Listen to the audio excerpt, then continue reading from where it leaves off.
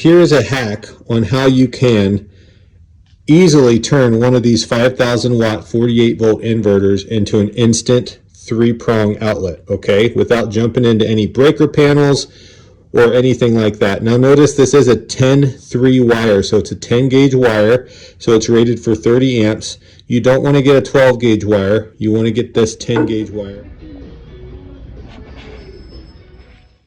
We're going to go ahead and cut through this. Bloop. Okay guys, just remember the Chinese are used to working with small things, so it's really hard to get those wires in there, and it takes a really little flathead screwdriver to tighten those screws down, but that step is done. Okay, one of the biggest components of your inverter, your 48 volt inverter, is your battery bank. Now, you don't just go out and buy a 48 volt battery, you buy 12 volt batteries, and in this case, these are small 12 volt batteries, and that's all you need, is a small 12 volt battery. You need 4 of them, and all you're going to do is hook your positive and negative together, your positive and negative together, your positive and negative together, and then you'll have a 48 volt hot and a 48 volt negative. You can also put your batteries in a configuration like this. Now if you spread this one out and this one out, it would be the same exact thing, but we put them all together, and your hot and your positive and your negative are right here. So we just have bloop, bloop, bloop, bloop, bloop, and bam. And that is how we built these. Okay guys, the best way I know how to get these screws on here without dropping them is to pull your wire up and put it on first, and then slowly rotate it down. Okay, and this next step, remember, I told you guys you're gonna hear a little pop. So here we go, whoop, there it goes. It might scare you a little bit, but that's just the capacitor booting up. Okay, and we're going to do the same thing.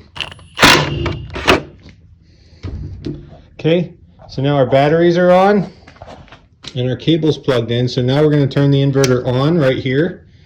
The thing I like about these plugs is you know when your inverter's on. It's by the plug there. So right there, guys, our AC inverter's on. At this battery bank that we built, we made 4 12 volt batteries into 48 volts, and we paralleled them into 3 sets of 48 volt. Pretty big compressor, a dehumidifier, and an injector dry with a built-in heater, all plugged in to this inverter, and we're going to turn it on right now. So here we go. It's about to get noisy.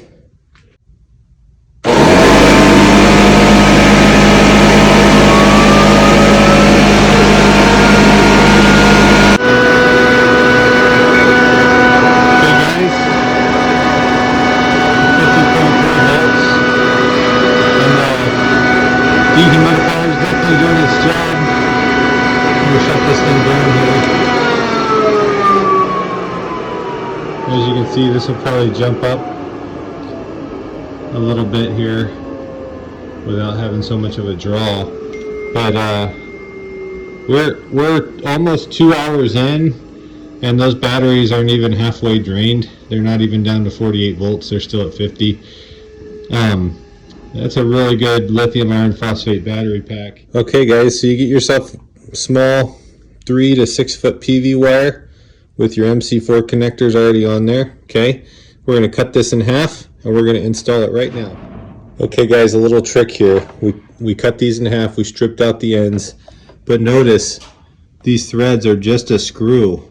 Okay, so a little hack that I like to do is put these MC4 crimps right on the end here. Let me show you how. Like that. We're going to tighten those down, and now we have our solar ready to go. Okay guys, we got them all tightened down there, and here's what it looks like now. And the last thing that we have to do is put our generator plug in, and we're going to use a 12 gauge extension cord. Okay, here's our 12 gauge extension cord. I like to get the ones with lights on them so you can see when they're plugged in and they're on. And we're going to put this into the AC inside. We got our AC in right here, and we got our AC out right there. What's cool about this is the fact that you don't need any solar panels. You can just plug this into an outlet. So this is a great way, if you don't have a generator, see there it goes. It kicked on, and it it should start charging our batteries. See that? Okay. And so bam, we just plug that into an outlet and it's charging our batteries.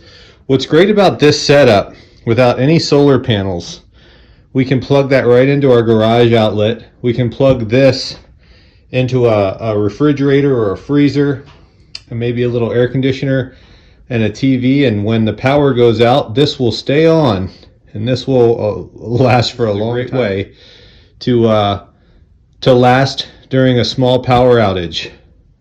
Guys, I hope this helped. Please subscribe and like. Give me any comments.